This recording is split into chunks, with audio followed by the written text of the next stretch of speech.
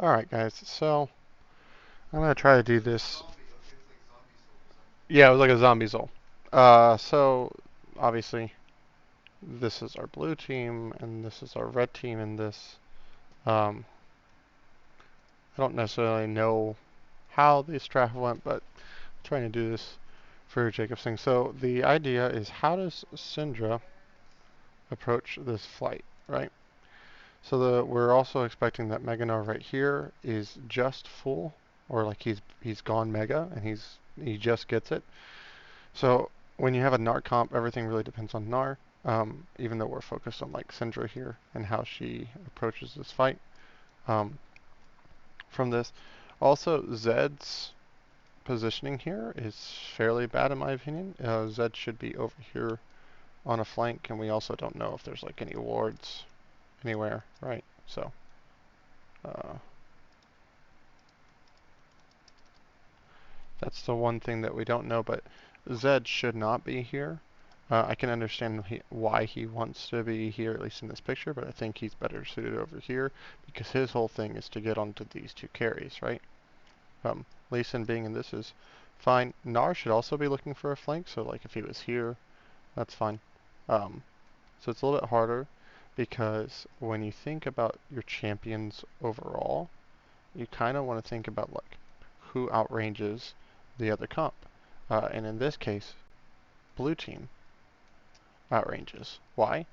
Because you have 4 melees right here and a mid-range mage.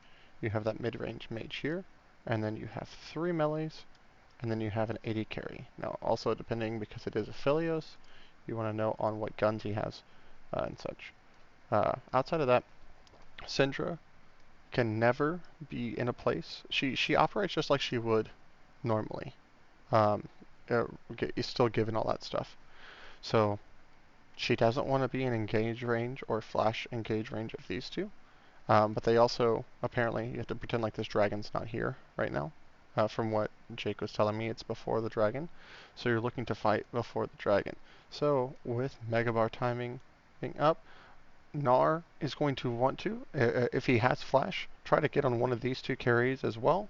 Or if the only thing before his Gnar bar goes down that is available is either Aatrox or Mumu, they're going to want to combo CC chain while Zed is still out of the fight looking to go in the back of these two and buy time here, because both of these champions will do basically the same thing of what these champions are wanting to do here, and that's buy time in the back. So it's going to be front to like backliners going there and buying time.